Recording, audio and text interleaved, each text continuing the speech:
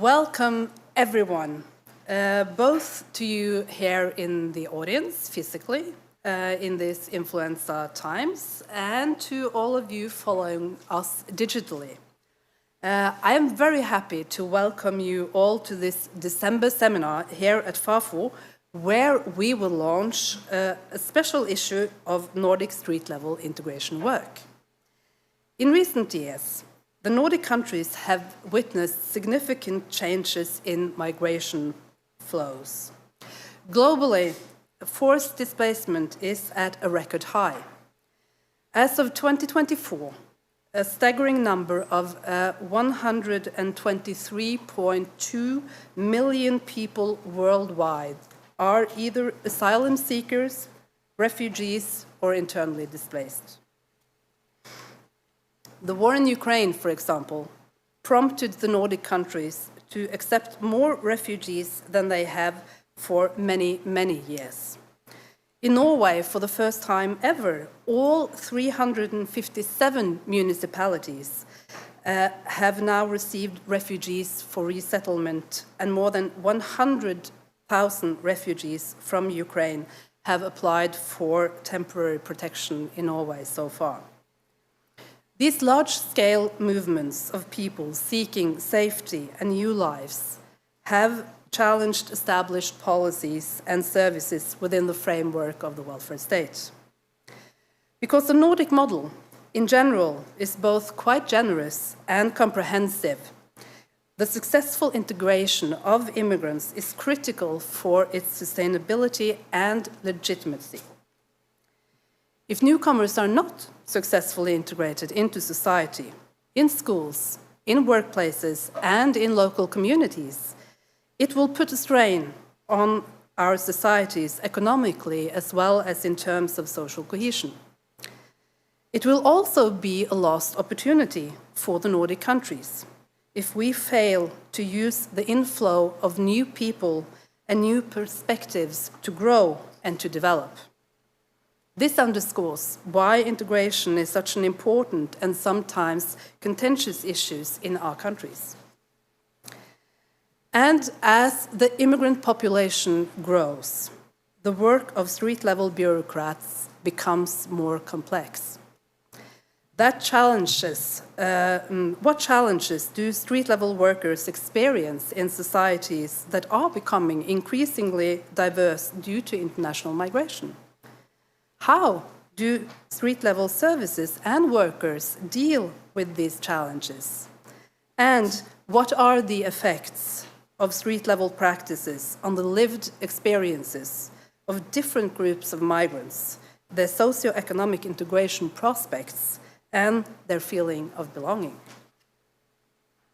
The special issue that is launched here today explores the street-level dimension of integration work across the Nordic countries. I, for one, look very much forward to today's seminar. We have several interesting presentations lined up for you and a very competent panel to engage in discussions afterwards. So without further ado, I want to wish you all a very good seminar here at Fafo and leave you in the very capable hands of my two colleagues here at Fafo, Silje Andresen and Maria Volkmar-Ek. Welcome.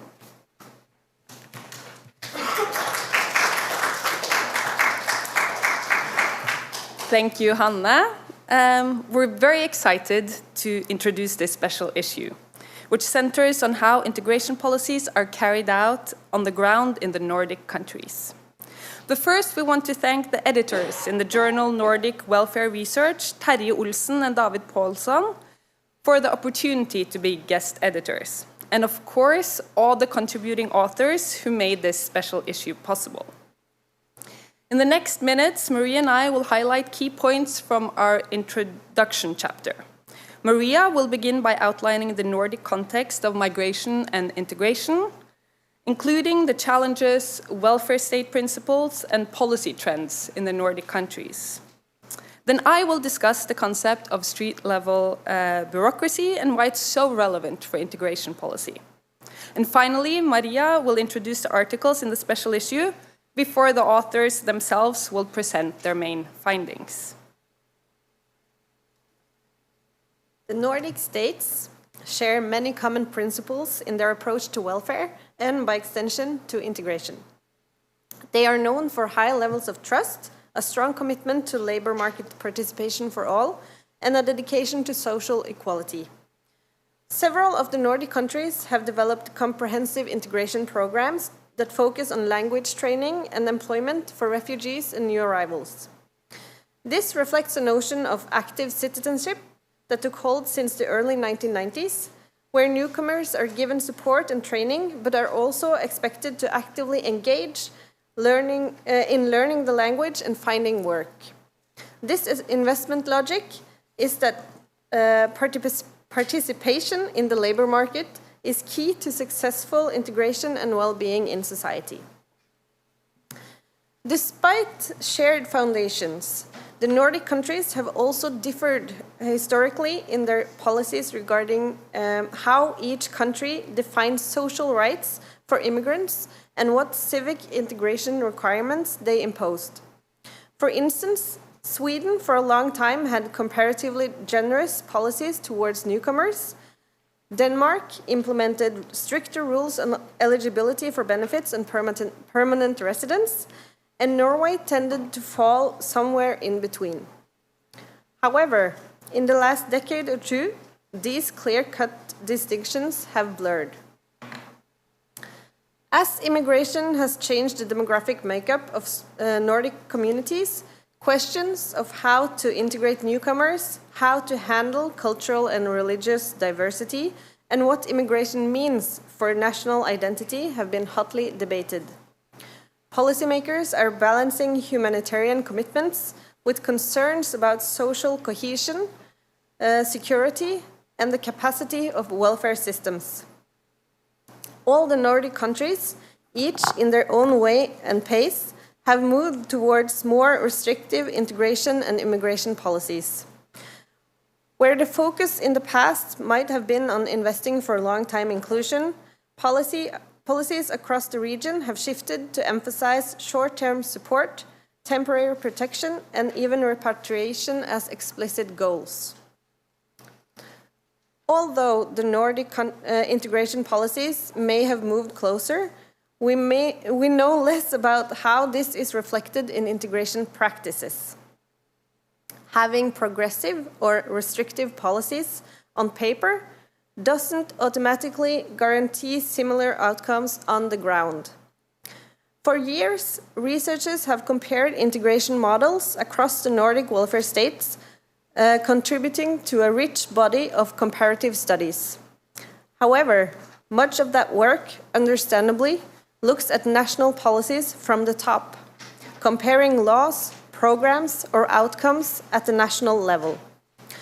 This brings us to the focus of our special issue, to bridge the gap between policy ideals and on-the-ground realities by focusing on what actually happens at street level, where policies meet people.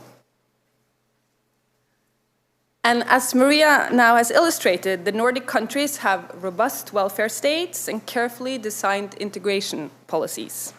But how do these policies translate into real-life experiences for immigrants? In Nordic research on integration, much of the focus has, as Maria said, been on the macro level, comparing national policies and frameworks across countries. Yet what is often missing is an exploration on how these policies are actually enacted on the ground. And that's where the concept of street-level bureaucracy comes in.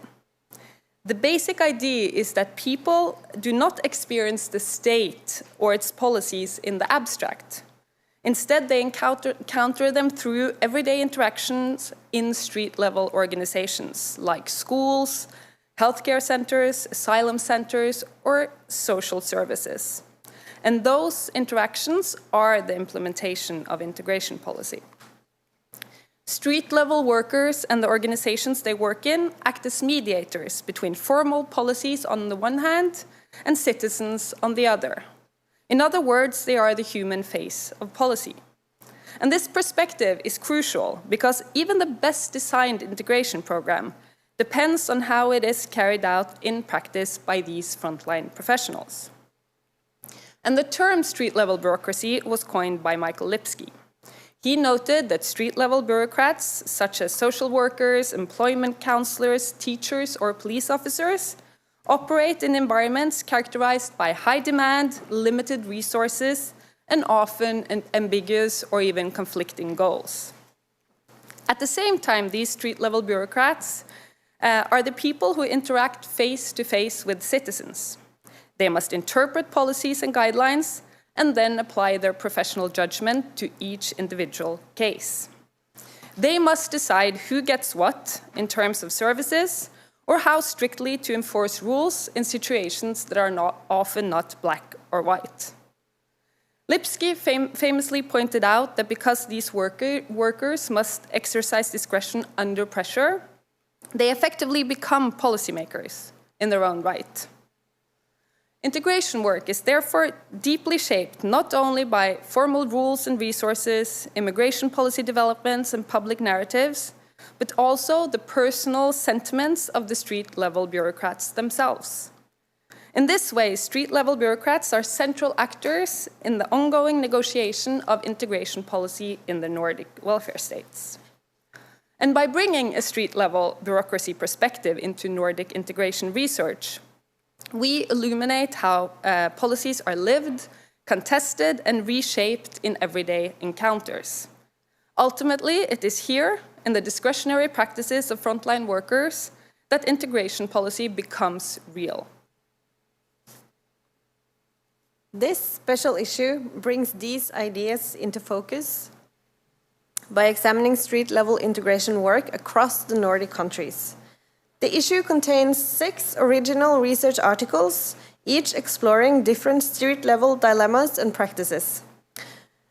Through empirical examples from several of the Nordic countries, spanning trust building, personal interactions, emotional labor, value conflicts, organizational decision-making, and categorization in schools, our special issue paints a nuanced picture of street-level integration work in the Nordic context. Each article provides a piece of the puzzle.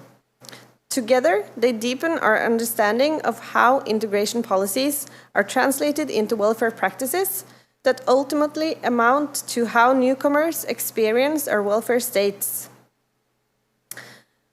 And before we now hear from the contributors, I would like to remind you to get a copy of the introduction and the abstracts as handouts that is here or outside the auditorium. And the special issue is now also published in full as open access at the webpage of the journal Nordic Welfare Research. And now, first, we have Nerina Weiss, senior researcher at Fafo, who will present the article she has written with Ragna Lillevik and Ingunn Bjerkhaug.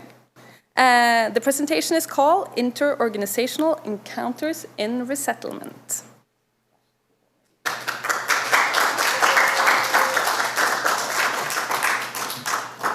Thank you. The article on which this presentation is based is the result of a 4-year international research project called The Future of Resettlement, Vulnerability Revisited, which was funded by the Norwegian Research Council. And in our paper, we explore how various Norwegian agencies with different mandates collaborate in refugee resettlement and how conflicts are resolved. We show that epistemic perspectives and discretionary reasoning differ between the agencies, and that these factors shape interagency collaboration and ultimately resettlement outcomes. And a few words on context. So our paper is kind of the step before integration. As such, it's good that we are first.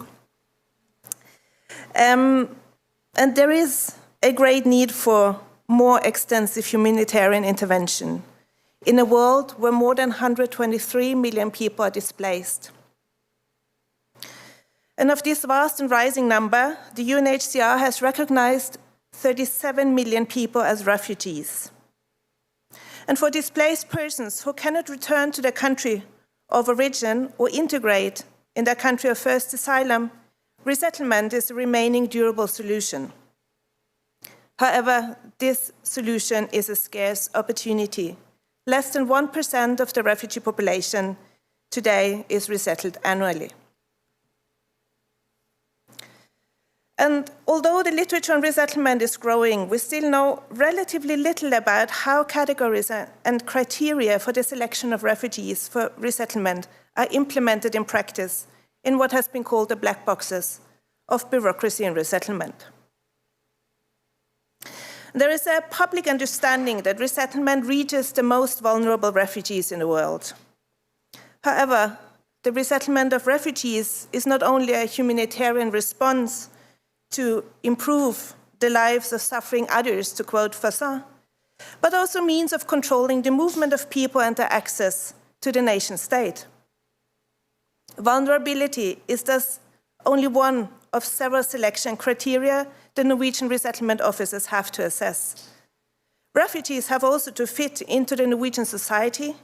They must not pose a security risk, and most of them should not be a burden to the municipality they are selected to. In the migration literature, as we've heard, street-level organizations are seen as mediators of conflicting politics and ambiguous policies, balancing the objectives of protection and inclusion with control and deterrence. In refugee resettlement, we argue, these dynamics manifest most prominently in inter-organizational encounters, where frontline workers from different organizations and agencies collaborate to screen, admit, or reject candidates for resettlement. And we also know that discretion is shaped by institutional factors such as rules and routines, organizational mandates, hierarchies, and law.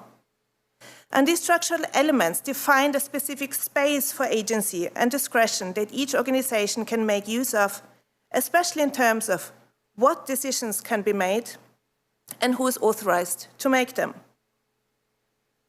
We would also say that they define the lenses through which organizations see. And in Norway, 3 different agencies are involved in pre-screening, interviewing, and selecting the refugees. The Norwegian Directorate of Immigration, UDI, has the main responsibility for assessing the cases presented by the UNHCR with a focus on the overall protection needs and the compatibility to the selection criteria. The Norwegian Directorate of Integration and Diversity assesses the refugees' needs and qualifications, as well as the ability and willingness to become citizens and active citizens of the Norwegian state. The police caters to the Immigration Directorate and assesses security issues and identity. So now a first empirical case, which is also kind of the first finding. We tell of a refugee who is highly educated, resourceful, and skilled, and a perfect fit to the Norwegian labor market. For the integration officer, this man will fill a gap in the Norwegian labor market and thus contribute to the needed balance in resettlement, the resourceful and the vulnerable. This situation shifts, however, after UDI, the immigration authority, has interviewed the same candidate. The educational story, which the integration officer has been so enthusiastic about, seems off to the immigration officer. He probes further into this story, and it finally turns out that some of the man's education has been completed in the country he allegedly had fled from. Thus, the very basis for his need for protection, and by extension, his eligibility for resettlement, is undermined.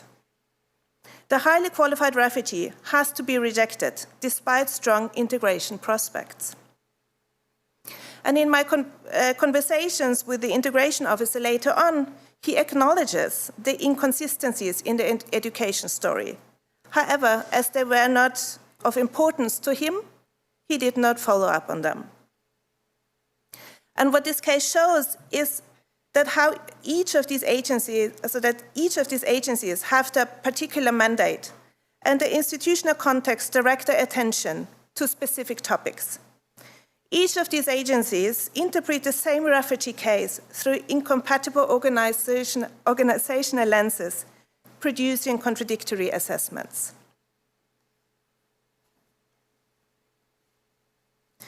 And in our second empirical case that we outline in the article, we tell of a young unmarried man whom the police accuses of fraud.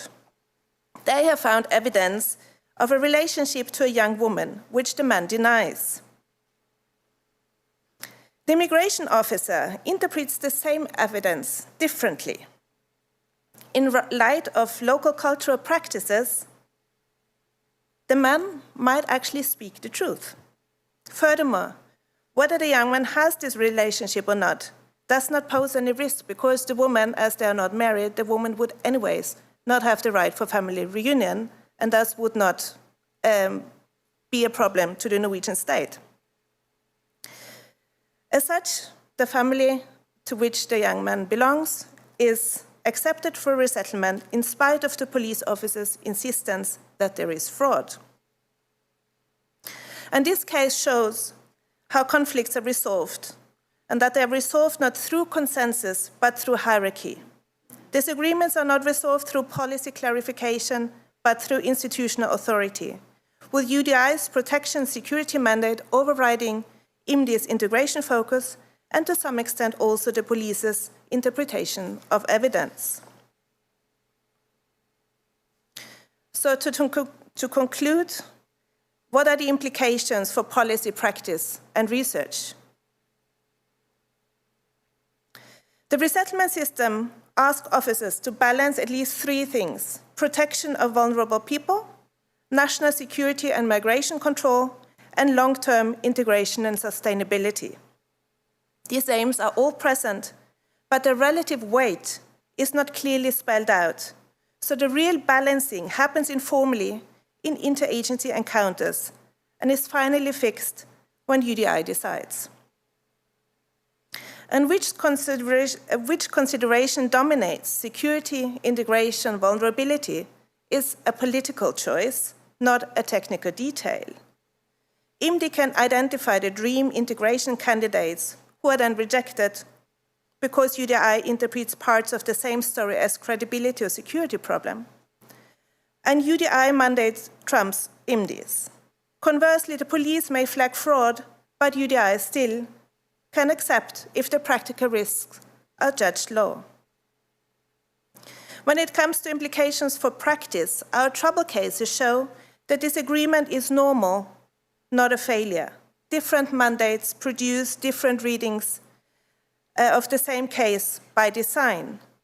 But the final solution is often hierarchical rather than a transparent weighing of arguments. Resettlement officers from different agencies have addressed the need for better understanding of the organizational lenses of the other organizations. Understanding how the others see a case would improve collaboration and maybe also improve the decisions made. Finally, our contribution to both the research field of resettlement and street-level organizations is the recognition that street-level bureaucracy is multi-organizational, and that discretion is not only happening within each of the organizations, but in the negotiations between them. And we also make a case for studying trouble cases, as it is there that conflicting perspectives, principles, and values come to light. Thank you.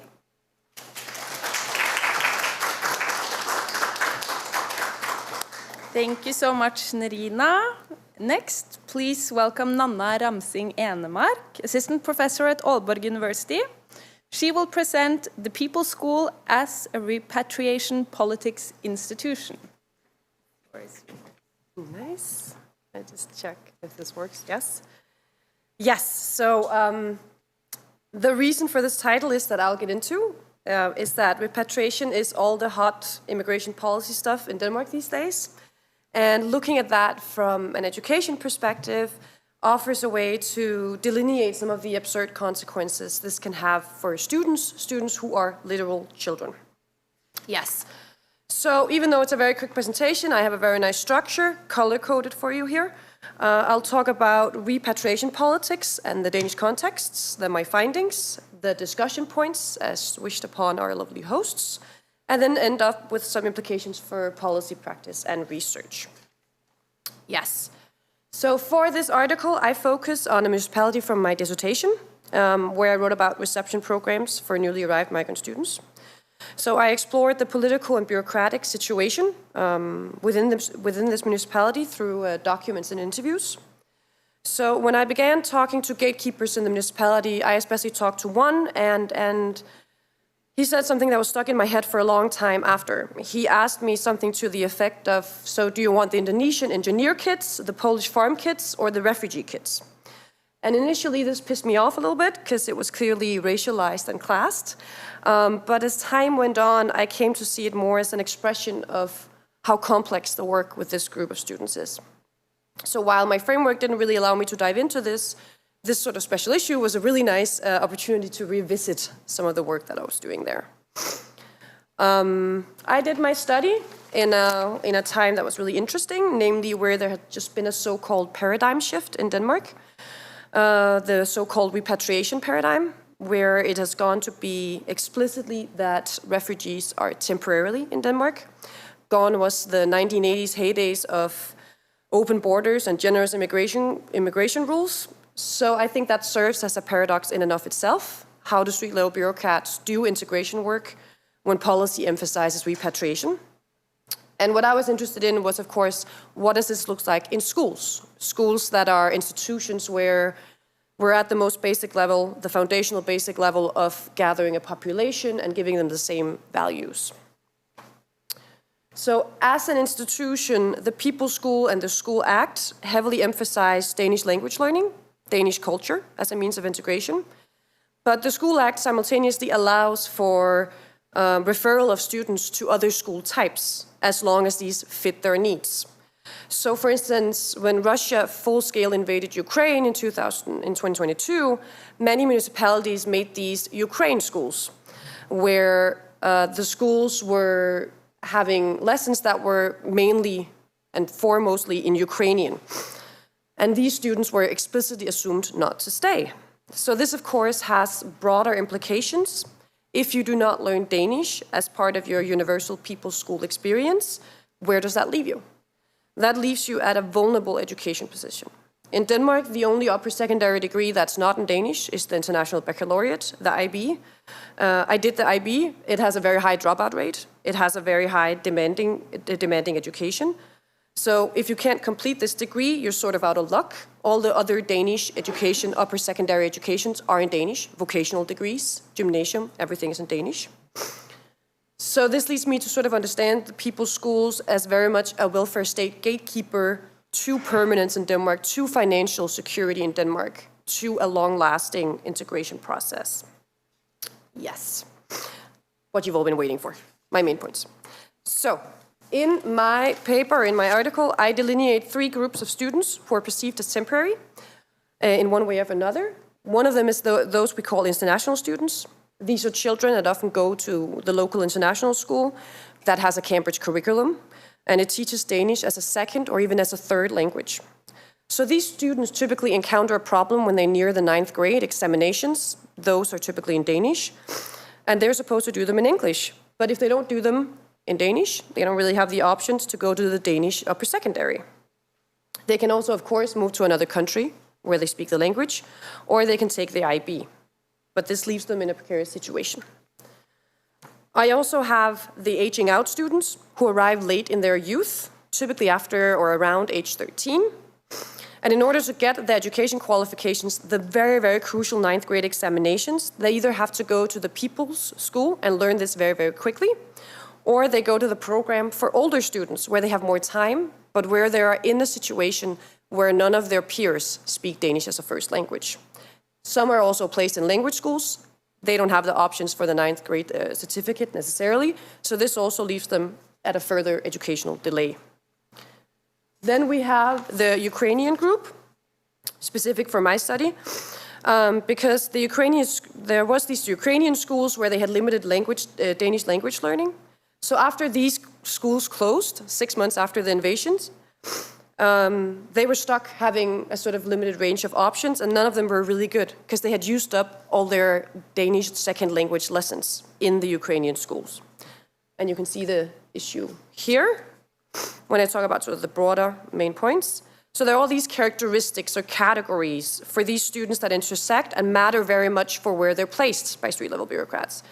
So this differentiation shows, for instance, how Ukrainians have been disadvantaged without being on purpose. So the civil servant said, we've really been tested on the whole reception situation concerning the Ukrainians, where we have experienced that a large group of them, despite being in a program for 6 months, are actually still categorized as newly arrived and not actively using the Danish language. And there can be a lot of reasons for that. The reason for that is that they made a Ukraine school where they didn't teach them Danish. So they weren't really supposed to learn Danish. And the second sort of broader finding that I have here is that temporariness really challenges street-level bureaucrats because they're left with a very significant task. This civil servant, of course, frames this specific instance very positively by saying, a couple of years ago, we actually had one who started, a Dutch student, who began in 8th grade. That's quite late, and normally we would send them to the program for older students. But because there was a family connection to the school and they lived in the district, we gave it a shot. That's how it will always be. We want to give it a shot if we believe it deserves it. But who does not deserve it then? This quote shows how much is left to the discretion of street-level bureaucrats. The temporariness within the people school, where students must correspond age-wise, really challenges street-level bureaucrats because they're tasked with deciding where students should go. So the main overarching point that sort of ties this article together is that the people school is a prerequisite for further integration by means of education, and street-level bureaucrats are tasked with being gatekeepers of this access. So I also have some discussion points, and that's of course that the repatriation or temporariness category is very sticky and it's enhanced through a lack of Danish language, which of course backs the questions: how to refer students to appropriate programs in a fair manner, who deserves a shot. And secondly, the 9th grade examination is a significant barrier or obstacle for the integration work with these students. Are there appropriate programs in place? Are children being ensured that they have a fair shot at getting what they need to move on? And the implications of this for respectively policy, practice, and research are that, firstly, what I found here indicates that temporariness cannot be controlled. This is not new. This is the same we had with the guest worker migrants in the 70s, the Bosnian in the 90s, with the Syrian refugees in the 10s. There's an explicit notion of temporariness and policies created on that basis, risk placing migrant students in a precarious position of not speaking the language of instruction in the education system. So I say give up the idea that temporariness can be controlled. Not popular in Denmark, probably. Then we have some implication for practice. Namely, the big takeaway from my article is that temporariness and the measures used under that rubric risks being excluding when it is assumed. When the People's School for All rejects some pupils based on the notions of temporariness, it acts as a gatekeeper institution, and street-level bureaucrats can exacerbate or resist these issues. We as scholars must also be aware of the premise and promise of education institutions. I want to return to my starting point where I said that these are literal children. They do not have a say in whether or not they get to stay in Denmark or not. Sometimes their parents don't even have a say. But regardless, when we interrogate what happens in and around these institutions, my strong advice would be to be aware of the political foundation they still rest on. What are the premises of these institutions? What promises did they make? Thank you. Yes.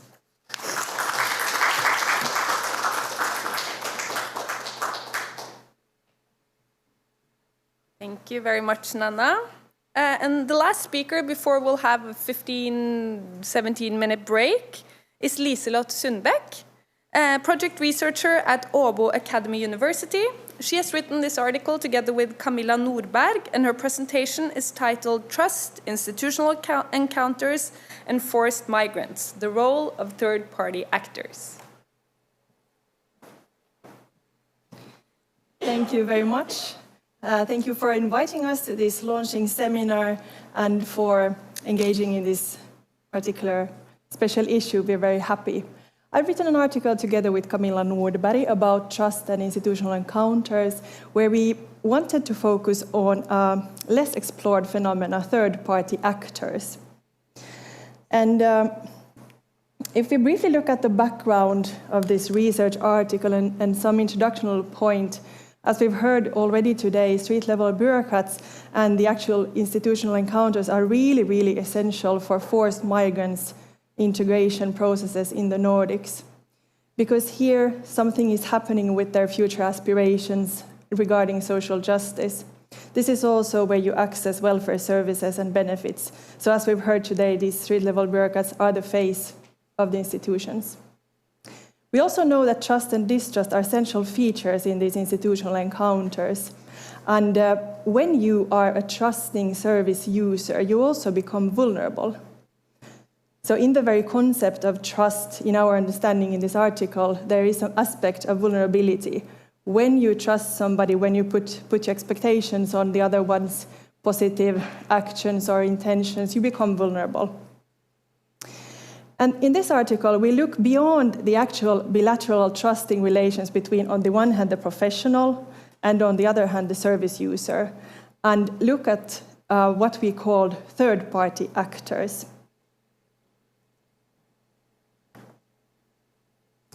Our theoretical framework in the article draws on trust and distrust.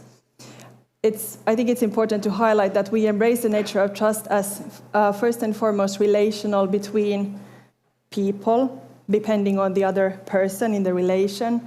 Contextual, in our context, is the street-level bureaucratic landscape. And thirdly, dynamic.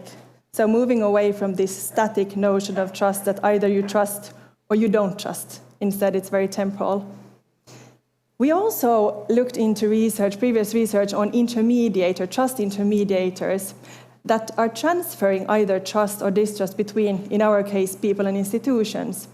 We also noted that these people have been recognized to also edit, insert, or distort the content or the information that they transfer. So we found this really, really interesting because in previous research, you usually would focus only on the professional and the service user. The data and methods that we've used in this article draws on fieldwork conducted both in Finland and in Sweden in the years of 2020 and 2022, and this is the basis of my doctoral thesis on institutional encounters and trust. So I've done interviews with street-level bureaucrats in two key sectors of integration work. First in employment services, national employment services, Arbetsförmedlingen, and the TE-toimisto in Finnish, and the local social service institutions. And we argue that these are two really, really fundamental institutions for integration work and for street-level bureaucracy. And I've also interviewed forced migrant service users, so both sides of the desk, the institutional desk. And here it's noteworthy to recognize also the contested nature of the term forced migrants. So the term forced migrants is here used as a bureaucratic understanding, and maybe not, it doesn't reflect the lived experiences of the migrants. With forced migrant background service users, we refer to asylum seekers, previous asylum seekers, and UNHCR quota refugees.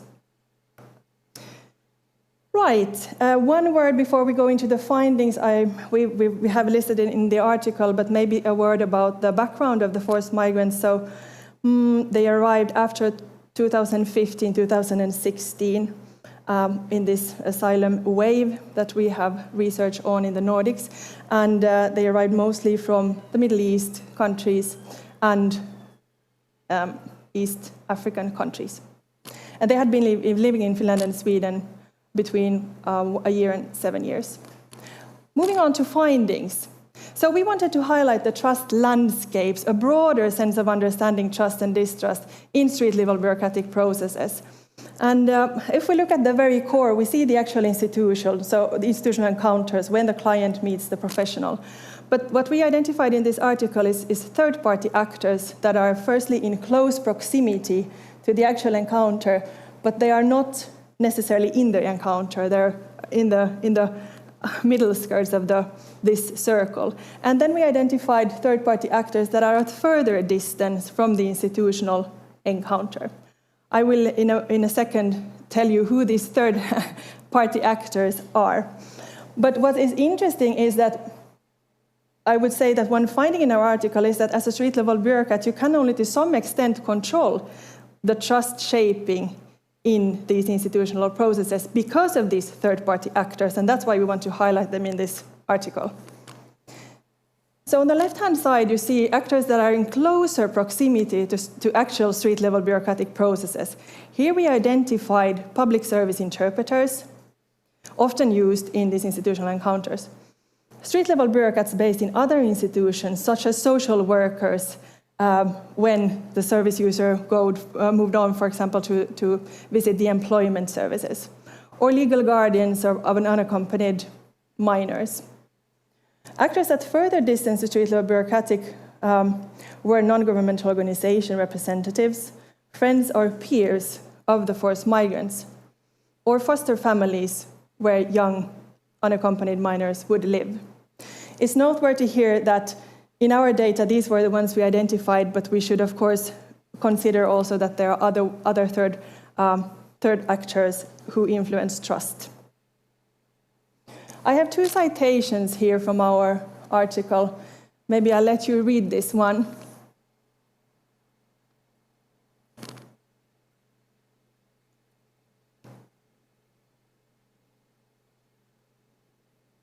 So this is a former asylum seeker in Sweden who notes, when I asked about trust, that in relation to the migration agency, one thing actually matters, and that was the interpreter, because they didn't have the same dialect. And for him, this was the main reason for not trusting. How much time do I have? Okay, then I'll move on to the next one.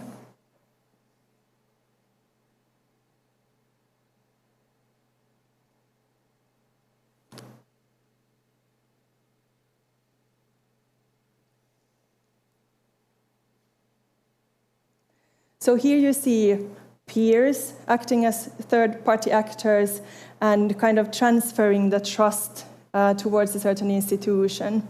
I think it's really, really interesting to see, because these third-party actors can either enhance trust or make negative things to the trusting relations. I think I'll conclude. And with this article, we want to contribute with a novel approach to examining trust landscape in integration work and institutional encounters. So we want to lift the gaze beyond the bilateral encounter and underscores the significance of third-party actors.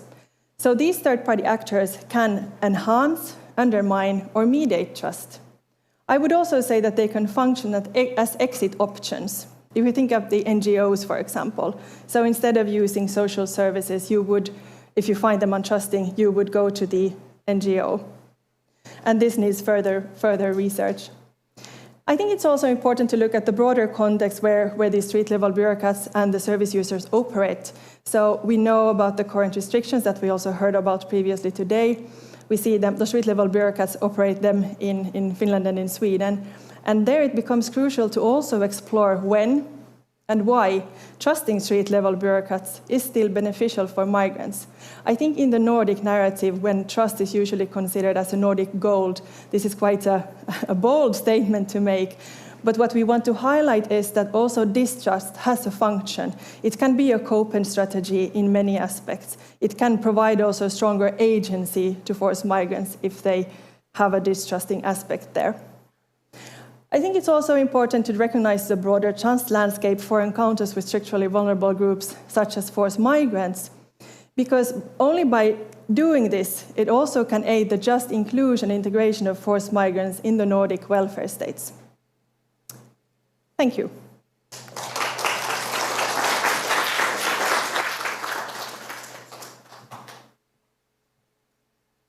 Thank you, Liselott. And now we'll have a 15-minute break before you can come back and see 3 more presentations and the discussion. And there's coffee and cake outside. So if you're back here at 2, it's perfect.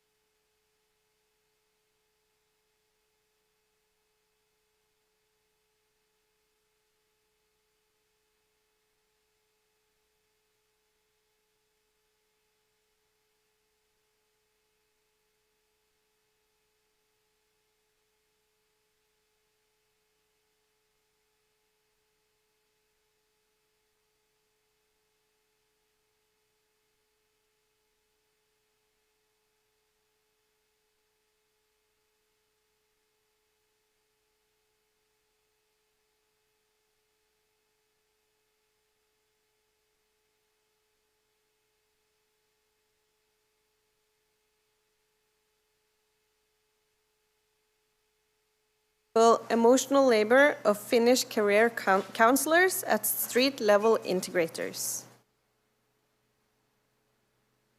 Hello everyone, my name is Miika Kekki. I work currently as a lecturer at the University of Derby in the UK. I'm really sorry for not being able to be there with you today, but thanks for giving me the opportunity to do this short video where I will talk about my contribution to the publication. So I've done a study on the Finnish career counselors working in integration training program for adult migrants, part of the employment measures in Finland. This is a spin-off of my PhD I did for the University of Eastern Finland. And I've looked at the emotional labor of these street-level integrators, as I call them, and especially how they talk about their emotions in two types of data. I've looked at career counselor discussions between the counselors and the migrant clients, and then I've also interviewed them. And I've jumped directly to the findings to keep this video short. I identified two types of emotions talk, as I call it, in the data. The first one is how the counselors talk about the relationship that they have with their clients. They talk about how they deem their own success in building contact with them and the emotions involved. They talk about tensions present in the counseling situations, tensions related to, for instance, goal setting, skills, motivation. And they also talk about ethical questions concerning honesty, fairness, equal treatment of these clients. And I've taken one quote to illustrate the third point here from a counselor who describes the relationship with one of their clients, saying, "I wonder if it's morally okay that I say to her that it is easier for her to get a work tryout place as she is a young woman. Is it wrong for my older male clients? Would I dare to say in the class that young women speaking English have it easier and Arabs will face difficulties?" And valid ethical self-reflection. All of these points creating different types of emotional burdens for the counselors. The second type of emotions talk that I identified in the data was when the counselors talked directly about the migrant clients themselves. For instance, they experience concern towards them, even attachment to them, but also at some points disappointment, annoyance, so both positive and negative emotions related to the clients. I've taken one quote also here from another counselor who said in an interview that sometimes one gets provoked over a client and thinks, "Why are you always so critical? Do something that irritates me."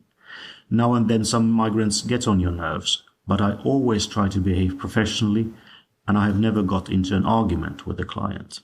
So again, ethical self-reflection going on here. And also this type of emotions talk did create clearly emotional burdens for the counselors in their work. What was interesting was that I think that what I saw is that career counselors did regulate their emotions and showed professionalism by hiding them in the counseling discussions, but because the emotions talk was basically non-existing there. But the counselors shared this side of their work very openly in the interviews.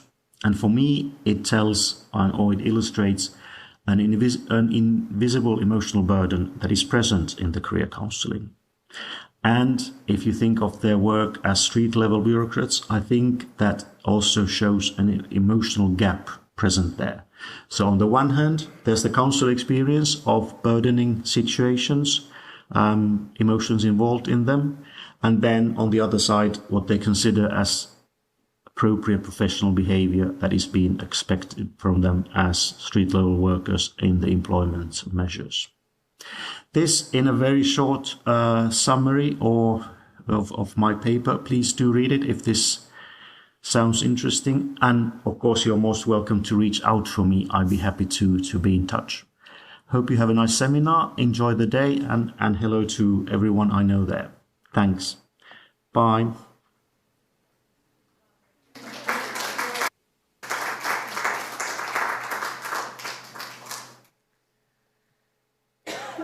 Now, Andrea Speha, from a senior lecturer from the University of Gothenburg, will now present her article, Governing Diversity at the Front Line.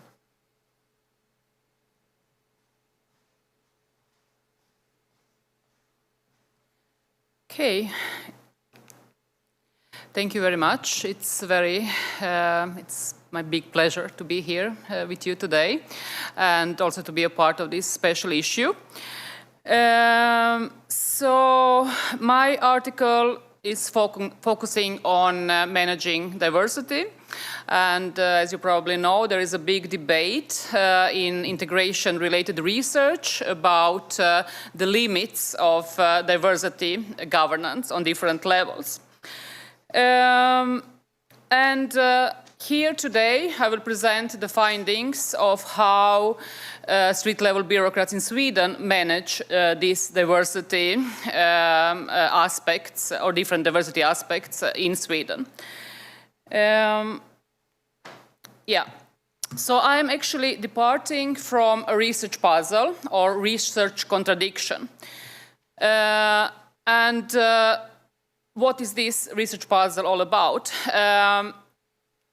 We all know that in different Western European states in the last years, there is a lot of emphasis within integration policies on promoting national values. And this is the same in Sweden. Swedish politicians claim that Swedish values are a core of Swedish integration policy. Of course, there is not like fixed list of these values. But when we look and consider different documents, we can at least emphasize or see different kind of values, like democracy, which is one very general value, but also gender equality, equality in general, the issue of trust that we have talked about previously, but also human rights, pluralism and tolerance towards minorities and so on. So it's like a big spectra of different values.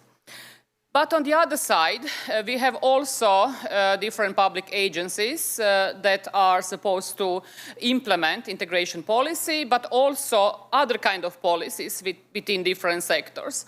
And the guiding policy for them is, in many cases, to respect diversity, to show like cultural sensitivity towards migrants. So on the one hand, you have this, emphasizing Swedish values and some kind of norms, and on the other side, you have this respect for the diversity. And what I'm asking in this paper is how SLBs navigate these contradictory demands in practice. So this is the key question. And why this matters, I already talked about it. Integration policy is increasingly value-oriented, and especially with the focus on gender equality, secularism, and individualism. And SLBs must implement these competing norms in the same way, at the same time. So it's actually at this front line where these values are negotiated. And I'm departing also from two strands of literature. The first one is focusing on diversity governance. The concepts and terms like multiculturalism, civic turn, interculturalism. And we can all give very different meanings to these terms, but this is like the core theoretical departure for me. And then also street-level bureaucracy, of course, literature with discretion and coping strategies. Foremost in this paper, I'm focusing on the coping strategies, how street-level bureaucrats cope with these contradictory values. And key idea and also the question here is if there is some kind of coexisting logic where cultural sensitivity and assimilation can meet. or if it's the case that one dominates over the other in the practice on the ground. And when it comes to data and method, we have conducted 49 semi-structured interviews across 4 welfare sectors.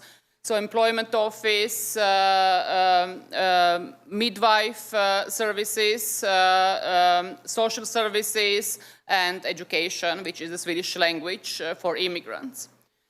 And we have conducted these interviews also in high diversity areas in Gothenburg region, where these street-level bureaucrats have skills and also a lot of experience in encountering migrants with different backgrounds. And we have, or I have conducted also abductive thematic analysis using in vivo to analyze this rather rich data. To answer the question, what kind of conflicts, or, I mean, in general, do they have any kind of conflicts that they experience? Yes, we can say that most of my respondents, they experience challenges when encountering migrants with different cultures.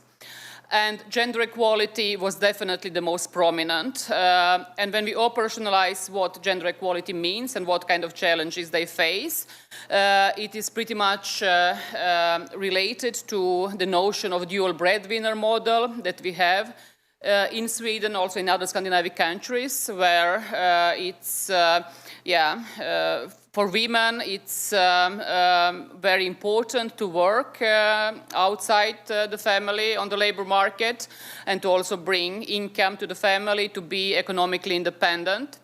But also family relations. That was also one prominent value conflict that different SLBs perceive that to have large families, many children, this is not something that fits the Swedish societies. And even like the midwives, they sometimes give the advice to women not to have more children. Not only because of the health issues, but also because of their prospects at the labor market that they feel will not be good, and this will affect their economic independence and perhaps also lead to the violence in the family and many kind of different aspects that were tackled here. Religion was also different religious practices, also one aspect that was brought forward by all SLBs, that they see this as a very important task for public services to inform migrants that Sweden is a secular state and that they should even abandon certain lifestyles and clothing and so on in order to succeed at the Swedish labor market and so on. Parenting, family structures, women agency, this was also something that was very much emphasized, that they want to give the voice to women. They don't want to meet families at the meetings. They interrupt also the conversation if the husband in the family is leading the conversation and so on. And these are the main 2 strategies. Education, one is to inform about these values that are prominent in the Swedish integration policy. And this is also framed through the dialogue, so to inform what is important in Sweden, and if you don't follow this, then you will have it will have negative consequences for your integration into the society. There are also some correction strategies where street-level bureaucrats really try to change the behavior of migrants to also align with the Swedish values. So what are the key findings? Actually, when we talk about cultural sensitivity, this is not really, there is not much room for it.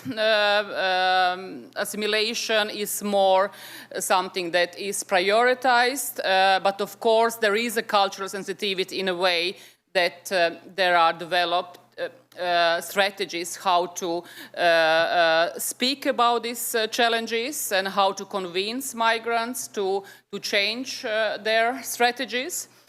So some kind of soft techniques, and most of the street-level bureaucrats that I have interviewed, they had a very great knowledge about different cultures and different groups and different habits and religious practices and so on. So the key finding is that there is a very little room for this cultural sensitivity and also respect for diversity, and more assimilation that is embedded in these strategies. But there is a room for more research here as well. So thank you very much.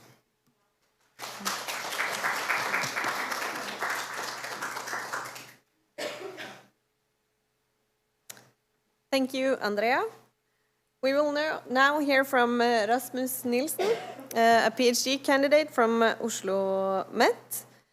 And he will present the article Refugees at the Welfare State's Frontline. Thank you.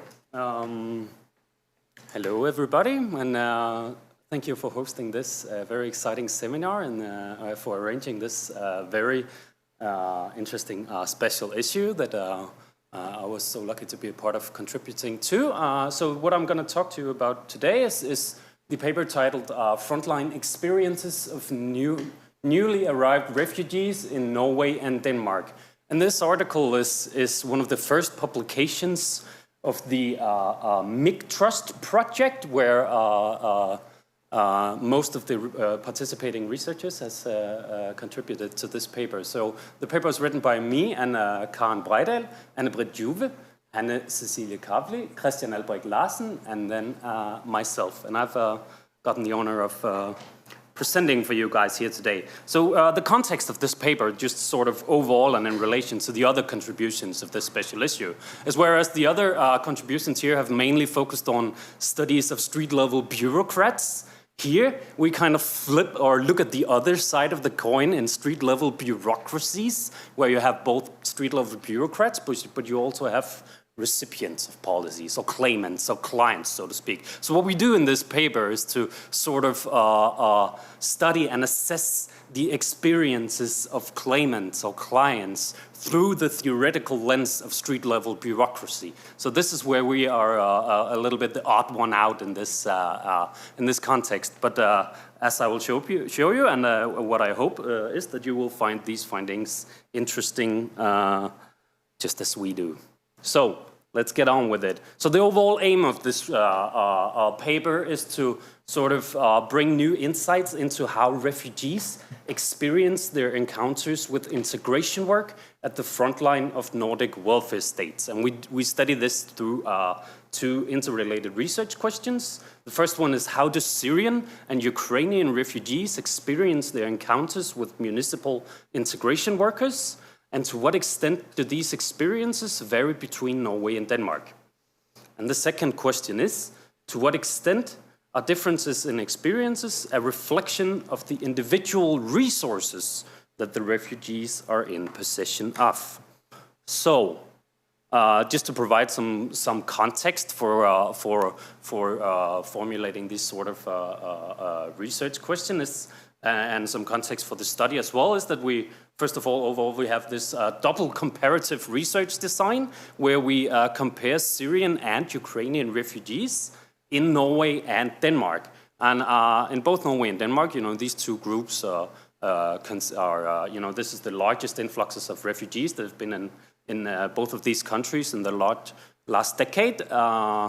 And then to say something about, differences across Norway and Denmark is that in this case, the details are elaborated more in the paper, so I'm just very briefly gonna touch upon this. There's lots of nuances to this. But in general, you can say there's some basic agreement in the literature that Denmark is considered the most restrictive and Norway is less restrictive. So that's sort of the baseline context here. And then both countries, we have heavy state involvement in refugee reception. You know, we have these mandatory, both in Denmark and Norway, mandatory introduction programs, which we are gonna look at the experiences from these, or experiences with the integration workers working in these.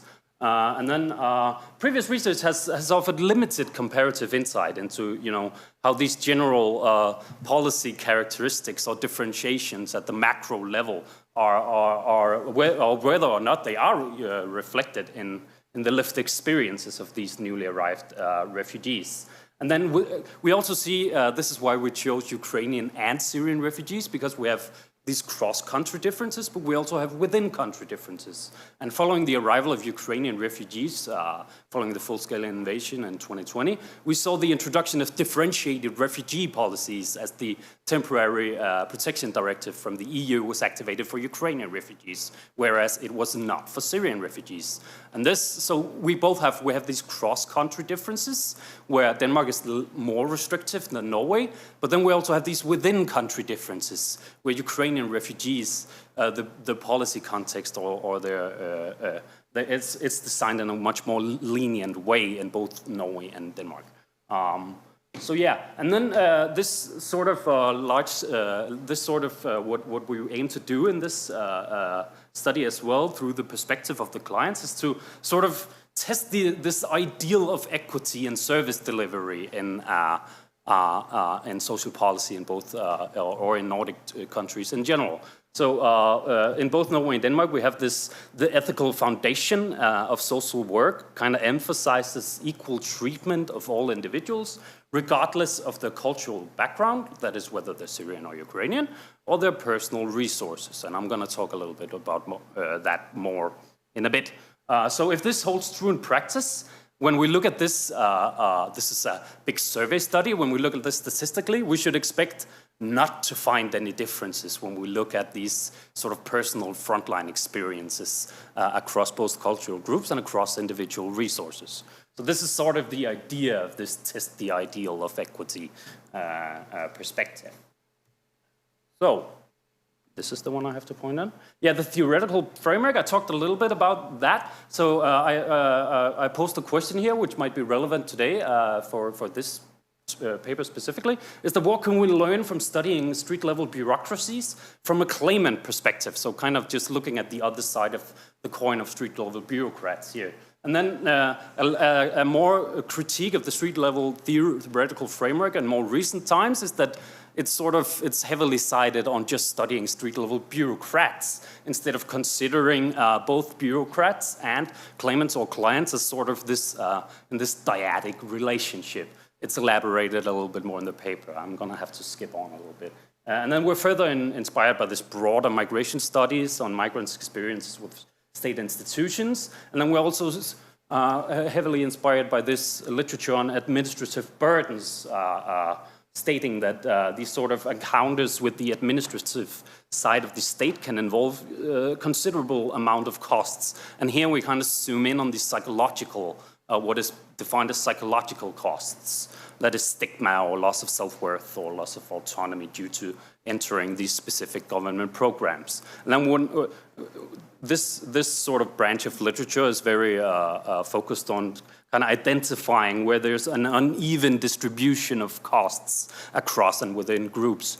2 minutes. Okay, that is a little less time than I thought. Okay, I'm just good. So the MIGTRUST project, I kind of talked a little bit about that as well. It's a cross-national survey. It's a big survey, as you'll see. We have 6,500 fully completed interview. And then we measure these three different frontline experiences. And we do some descriptive statistics and OLS regression analysis. So, some findings. How do the first research question, how do Syrian and Ukrainian refugees experience their encounters with municipal integration workers, and to what extent do these experiences vary? I don't have time to kind of go into this as detail, so I'll just read out the bullet points here. We have generally positive experiences. That's the blue colors are the positive ends of the scale that we use for measurements. But then again, across all three measures, experiences tend to be more positive in Norway than in Denmark. which kind of reflects this restrictiveness in policy design. And then again, when we look within countries, in both countries, we see that these experiences are more positive for Ukrainians than for Syrians. And even though they are generally positive, I mean, we can say that, especially when we look at these psychological costs here, which we measured by, in the upper right corner, measured by did you feel lower self-worth after interacting with integration service employments, we see that roughly 30% of, for instance, Syrian refugees in Denmark have negative or have lowered self-worth after contacting integration workers. So, to what extent are these differences in experiences a reflection of the individual resources? So there we made a regression model, just kind of predicting whether individual resources or the refugee group that you're at kind of affects the experienced service quality across these 3 dimensions. And if this ideal of service equity were to hold, all of these coefficients that you'll see in the graph, they should be along the reference line at 0, indicating that there are no difference. So what we can see here is that group differences remain after controlling for individual level resources, and that Syrians in Denmark have the least positive experiences, kind of mirroring this policy context. So I'm just going to skip ahead of this one. And then I'll just briefly say that frontline experiences tend to be more equitable in Norway compared to Denmark, as you can see here. But I really do, there's a lot of nuances to this, so I really encourage you guys to read the actual paper.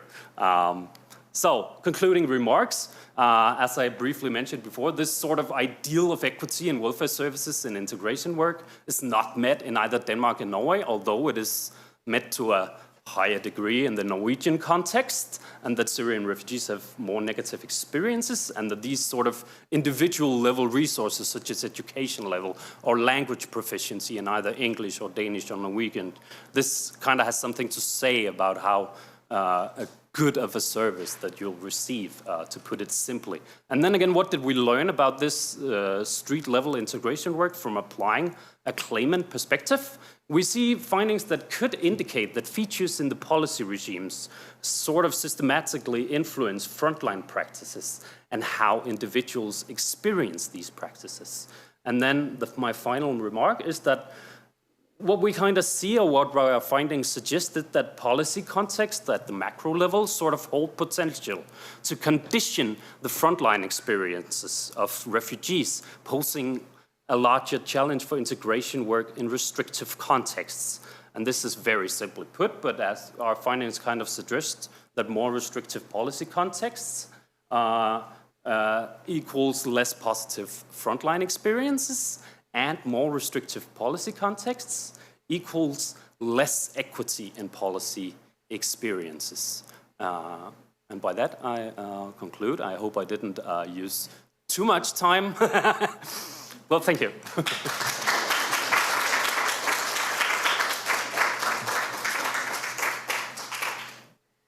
Thank you, Rasmus. And thank you all for providing brief presentations of all of your papers. As we mentioned earlier, you can also download the full text of the papers. They are now available open access at the webpage of the journal. We will now invite the contributors to a panel discussion led by senior researchers at Fafo, Guri Tyldum.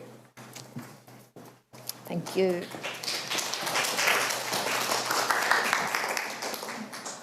First of all, congratulations to the editors and contributors for a timely and also, I think, very interesting special issue. I really enjoyed reading your articles, and I'm looking forward to discussing this a little bit more with you today. As you've already heard, it's a large variety of topics that has been covered and different approaches to it. And I hope what we can do today is to try to see what are the commonalities and differences in the work that you have been doing. So please, if you could come up here again, Rasmus, and Andrea, Nanna, Nerina, and Liselott. Yeah, I was wondering about it. Can you all fit around the microphones? Yeah. If we do like this, you can stand, go up there, and you can go, you three there, and two of you here. Yeah. So, quite a few of the articles or presentations today touch upon the issue of trust. And for those of our listeners and people in the audience here wondering, why are you talking so much about trust? I was thinking, Rasmus, you're writing a PhD on trust. Could you give us a short summary? Why is trust important? Yes, that is, first of all, a very good question, and second of all, a very big question and a very hard question, to keep it short. But in the spirit of integration work, you can kind of say that the flip side of high trust is sort of distrust, and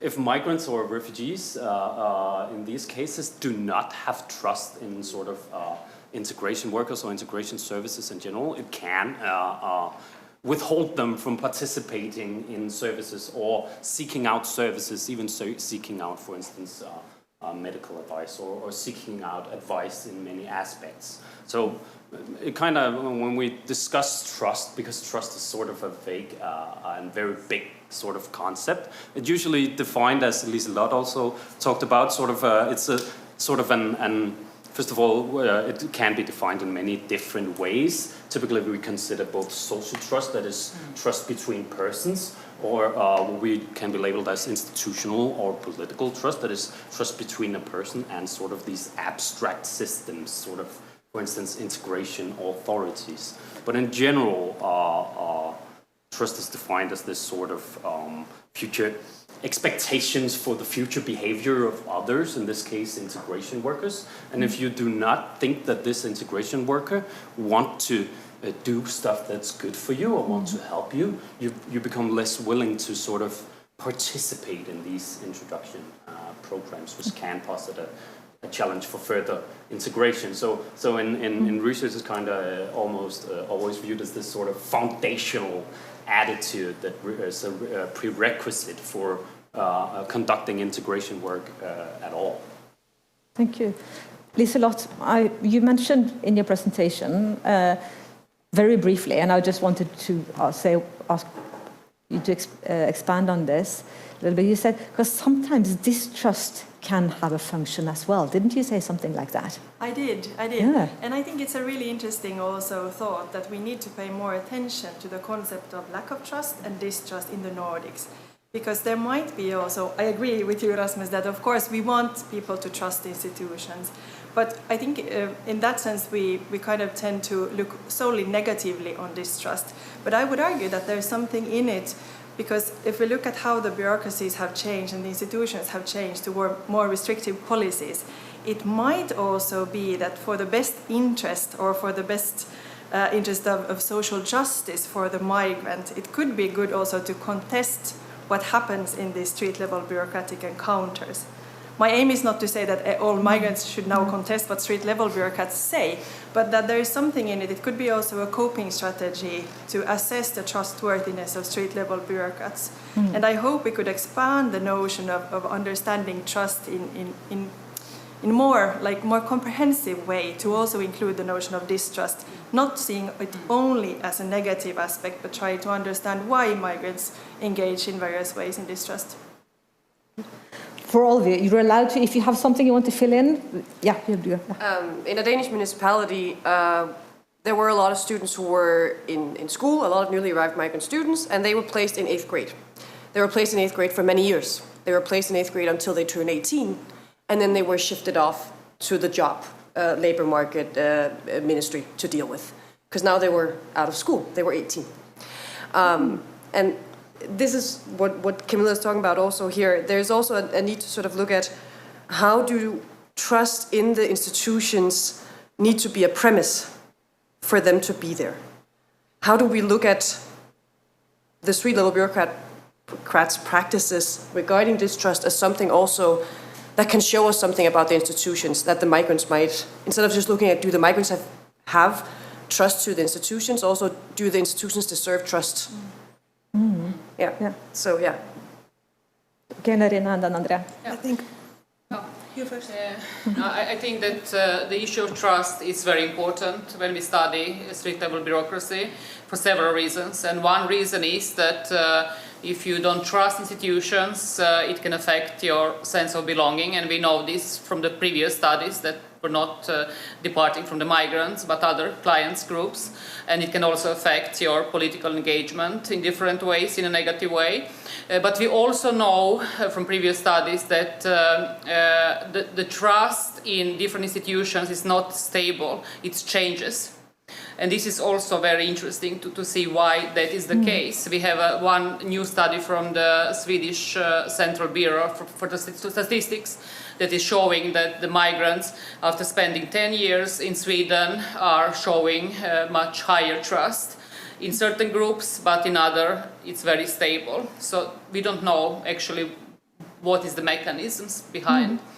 But in general, I think that trust is very important, and especially in our Nordic context. I mean, this is the basic of our democratic societies, that we trust institutions. We all can actually benefit for not having these transaction costs that are very high if you mistrust institutions. But at the same time, I agree with you. I mean, this trust is also important, and there is this aspect of migrant agency that is very important, and also it has been studied a lot within migration studies. So, but it's also about resources and what kind of capacity, social capacity, different migrants have in order to question different decisions.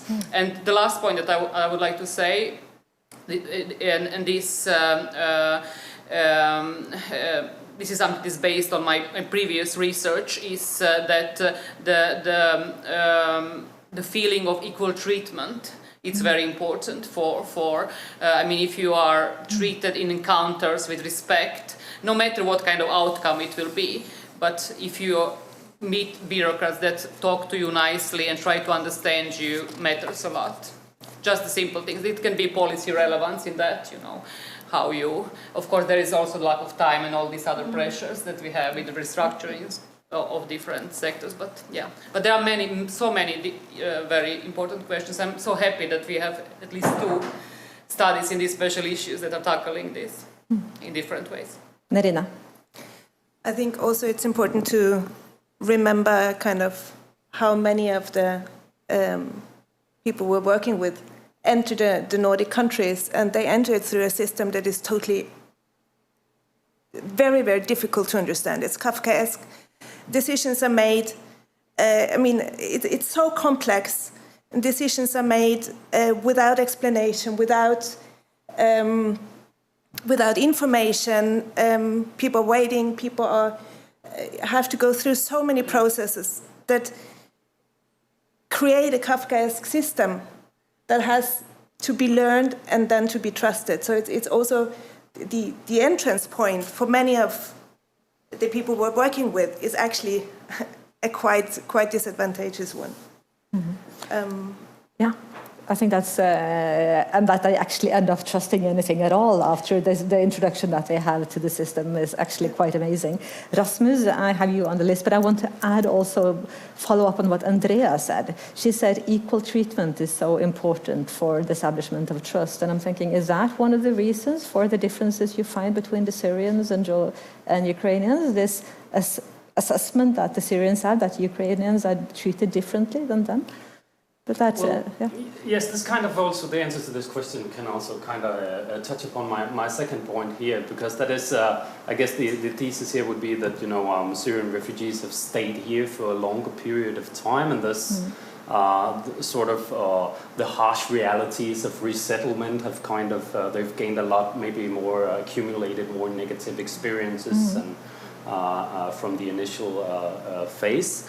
So I think, but in our regression models, we do control for how long time they've spent in the country. So it does look kind of robust to these findings. So I think with some confidence, I can say that there's more at play here. But I wanted to make my second point was on the temporality of trust in both, or especially trust in institutions and its implications for integration work in of course, in migration settings, is that generally when we observe trust levels among migrants over time, and across migrants who have been here for different periods of time, we tend to find that migrants initially arrive with what can be defined as over-normal levels of trust in institutions, and over-normal in relation to majority natives, so to speak. So when, for instance, to take Syrians and Ukrainians as an example, or Syrians is the best example here,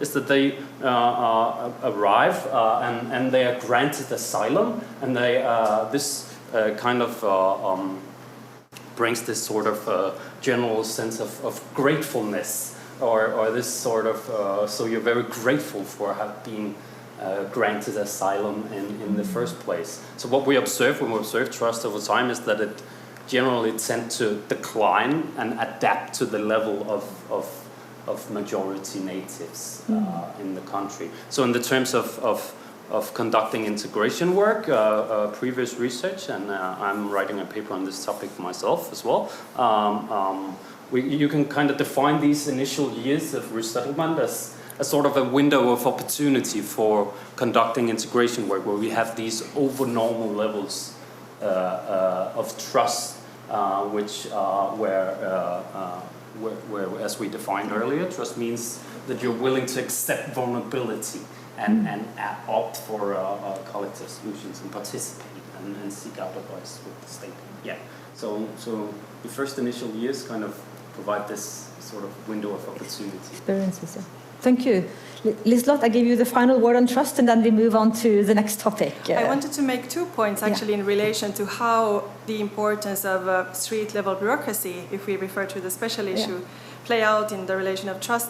One is that if we think about how street-level bureaucrats can strengthen trust from migrants towards institution, is especially what you, Andrea, also pointed out, this sense of procedural justice, and that the street-level bureaucrats, open up the system, that you also talked about, the complexity in the system, and inform about possible options in the integration pathway.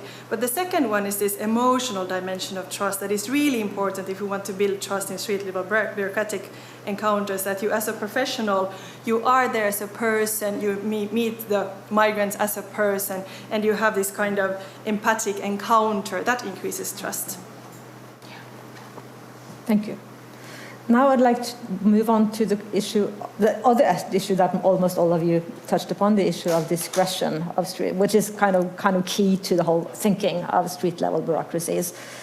And what I've been thinking about today, and also reading your article, is like, how do the street-level bureaucrats themselves that you have interviewed in your material, how do they reflect on the room for discretion? Do they see and understand that there is a room for discretion?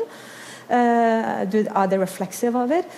And even more so in this setting with these rapid policy changes, and in particular, like you're talking about this paradigm shift, do they see room for resistance? Do they interpret their actions as resistance sometimes? Do you want to start out with that, Nana? Yeah, I can start speaking to that because in my study I interviewed a lot of civil servants who were former teachers, and they had typically had some additional education on top of their teacher training. They consider themselves experts. They consider themselves extremely knowledgeable, and therefore they had the right to use their discretion to do stuff that normally wasn't within their realm of doing. The street-level bureaucrats I talked to formulate a lot of the municipal policy. And they say straight out, the politicians don't know what they're doing, so we're going to do it for them, because we're the experts. So obviously we know what to do. Yeah. So they are very reflective, it's just they don't really have the democratic mandate to do this, but they do it anyway. So they see it as a resistance, and they see it as a way to be caring in an uncaring policy environment. Yeah. Good. Nerina, I would expect yours to be different. I don't know. Are they? Well, I challenged the resettlement officers on their discretion, and in Norwegian they reject the term, because in Norwegian the term would mean that they're unprofessional. So when we then moved to English and used the English word discretion, then they were fine with it. But in the Norwegian term, for them it meant that no, we're not using discretion because we're following the rules.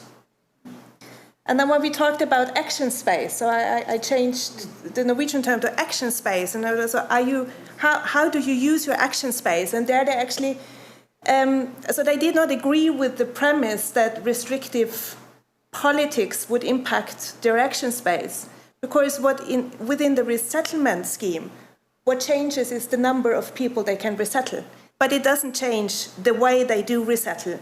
And as such, they have actually quite a lot of, and they feel that they have a lot of action space, because resettlement is one of the very, very, very few aspects within immigration where they can, where the benefit of the doubt can remain. So whereas in asylum they have to have these precedence cases, they have to be strict, and it has to show to the world that it's not easy to come to Norway, but within resettlement they have to fill a quota.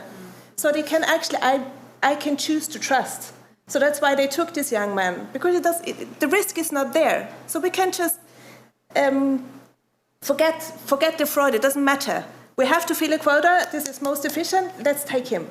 And in this sense, they feel that their action space is not even quite limited, as in very many other aspects of the immigration and integration space. So here we have a lot, and the immigration authorities also feed into politics whom to resettle. So they have influence on all the levels, and thus actually feel that they have a lot of discretionary space. Yeah, but I want Andrea first, just to, because you've touched upon, you talked about this inconsistency between the assimilation and the multiculturalism. And I was wondering, listening to you, does this create a larger space for discretion for the street-level bureaucrats? And are they thinking of it as a room for discretion, or do they find it uncomfortable to have this? It was actually, I was quite surprised that they, I mean, the puzzle that I created as some kind of contradiction or a puzzle, in the material, I really didn't see it as a puzzle. It was like more like straightforward, that assimilation is the key. I mean, we cannot negotiate, there is no room. I mean, we know we have representatives here for different cultures, ethnicities and practices and so on, but this is what we should do in order, I mean, this is not only to fulfill certain integration-related aims, but also to fulfill professional aims, like in the healthcare, for example, fasting during the Ramadan. In Sweden, there are these recommendations that you should not do it. So, I mean, it's very strict, you know, and it can be related to gender equality as well, of course, but it's also a health issue. It's the same, like in the classroom, for example. It can be like democratic value, that everyone has the voice, but it can also be a value of order, that we don't speak at the same time, all of us, and this is also some kind of cultural. So I don't know, the issue of discretion was not that relevant when it comes to these cultural values. I have studied some other aspects that relates to time and these bureaucratic hurdles that are of other kind of, other sorts of barriers that street-level bureaucrats face, and there is a more space for discretion. When it comes to what extent I have time or resources to help these migrants, to guide the migrant. So that was more, you know, but in these kind of issues, it's more... They were kind of similar across the board? They were doing it in the same way? That's what you're saying? Yeah. Oh, that's interesting. Yeah. It is. Liselott. Thank you. I really like this question about discretion, and one of my articles in my doctoral thesis was actually about trust, discretion and street-level bureaucracy, and I tried to outline a typology of different positions that street-level bureaucrats, based on my data, took, and I had 5 different so-called roles, from the resisting warrior that really fought the system and really tried to help their clients, and they were very critical to the asylum system in Sweden in 2015 and 2016.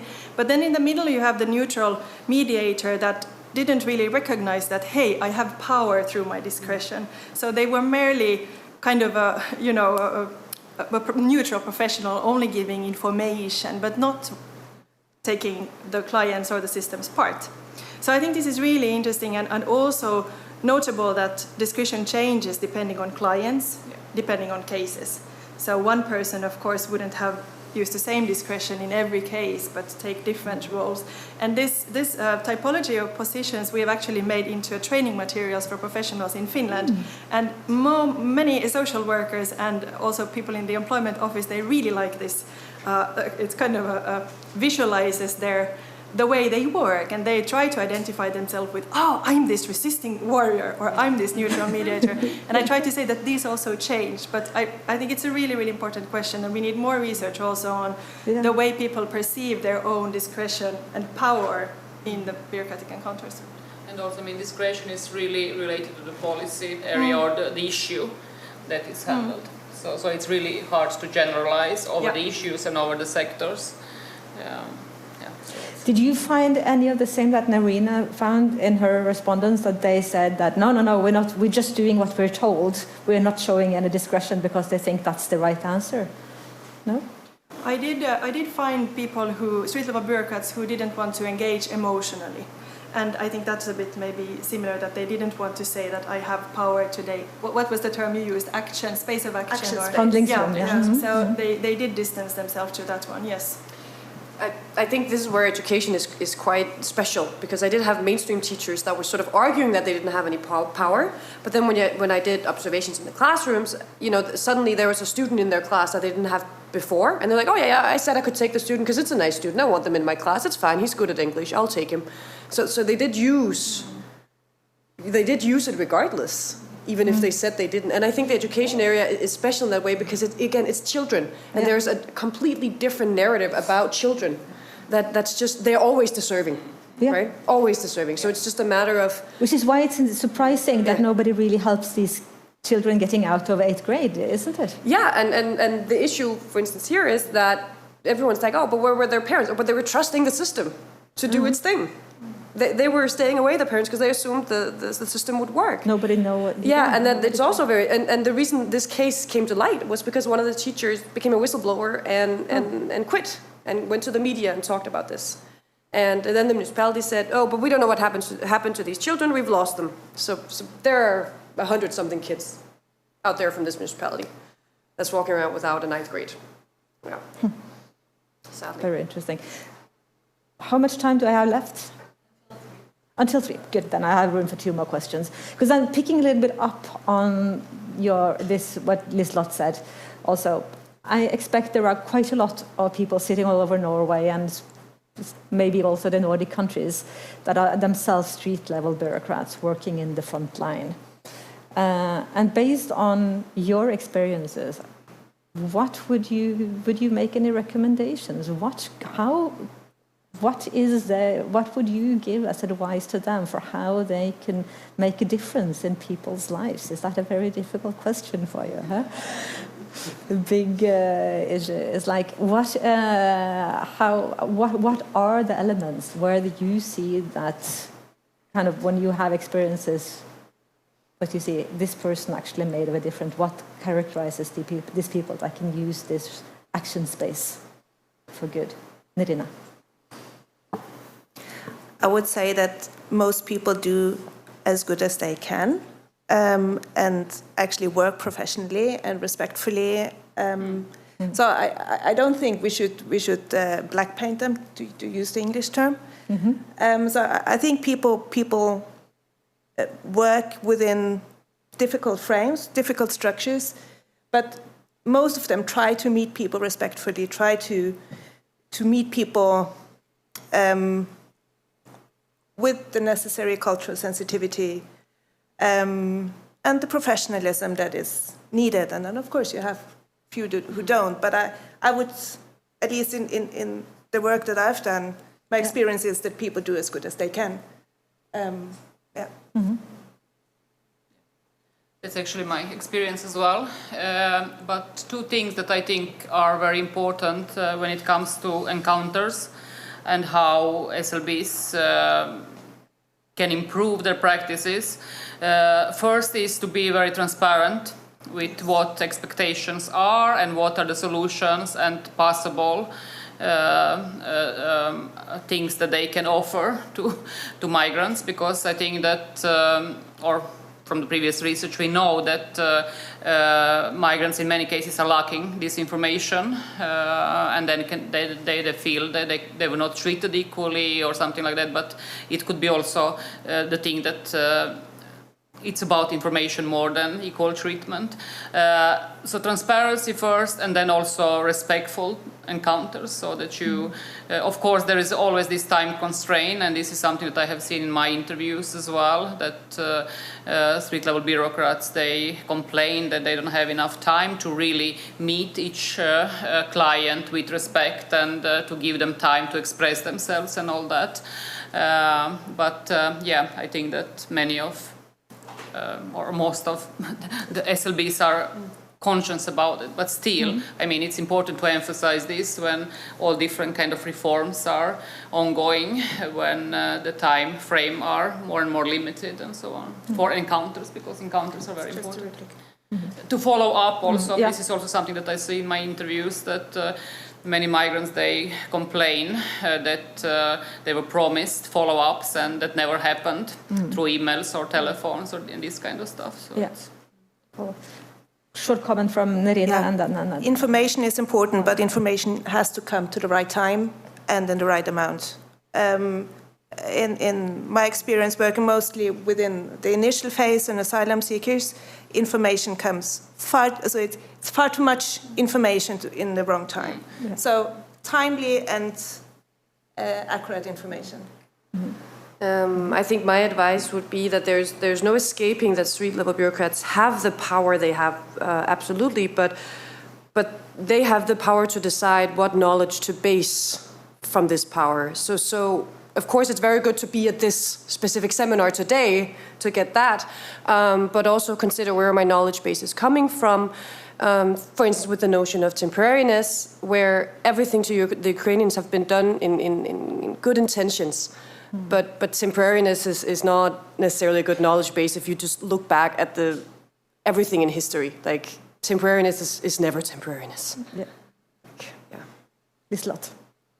I maybe want to highlight the importance of the phases that the street-level bureaucrats have, because for many forced migrants arriving to the Nordics, these institutional encounters might be the only encounters with the majority population or with the institutions. So it's not only an administrative encounter where you might have a target in proceeding on your integration path, it's very much a reflection on your own self-esteem. You talked also about self-esteem and self-confidence and self-trust.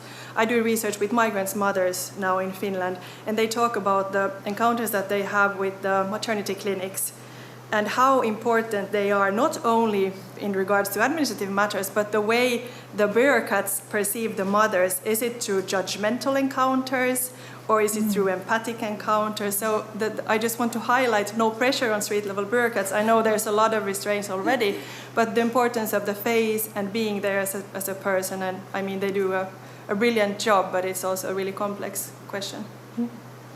Thank you.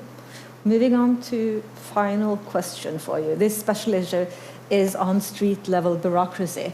And you all approached it in different ways and using very different data. And I'm wondering, what do you feel that using this kind of approach, some of you have done it for a long time, some of you may be using it more or less for the first time.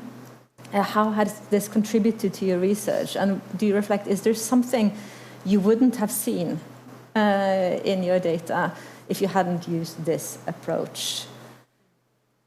Who wants to be first out there?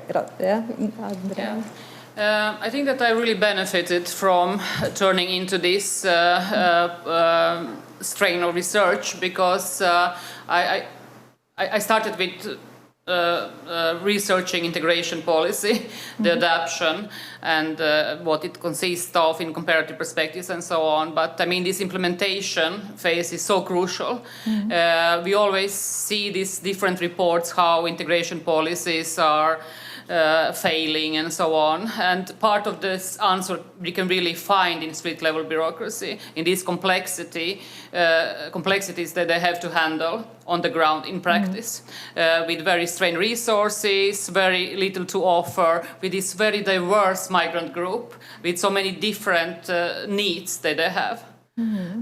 So it's a very, very difficult area to implement properly, and that's why we have this implementation gap. So that's something how I contributed as a researcher, and I mean, it's really difficult to study.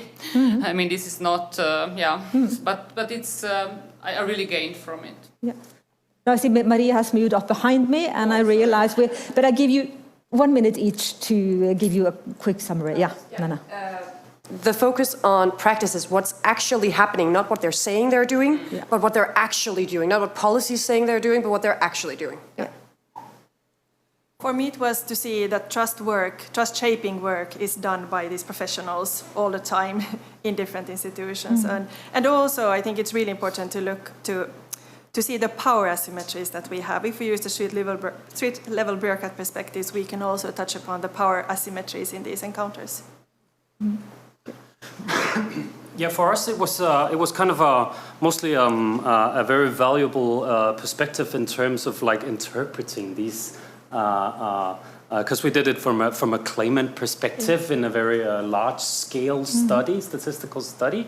So it was kind of, this perspective kind of sensitized our interpretations to lean into more of a systemic explanations of phenomena, where especially relevant to explaining these sort of variations in frontline experiences that I think was very valuable in this framework. Also just inspired us to sort of like methodologically how to build our statistical models if we want to say something about, for instance, or test the equity of service delivery across individual resources and across groups. So that from there it was very valuable to sort of provide insights into these very complex issues. Narina, you get the final word. Yeah, street-level theory helped us to actually understand what we saw in the field, that different people from different organizations saw the field differently, and kind of to understand that knowledge production is dependent on the institutional frameworks. Mm-hmm. Thank you so much. I wish we had more time. This has been a lovely discussion. Maria will say thank you to you now. You can just stay up here, I think, and I will move down. Yeah, thank you so much for a very thought-provoking panel discussion and for lifting interesting aspects and dilemmas of Nordic street-level integration work. Thank you also to the contributions to the special issue and to all of you contributing to the launch seminar today. We also have a small gift for you afterwards.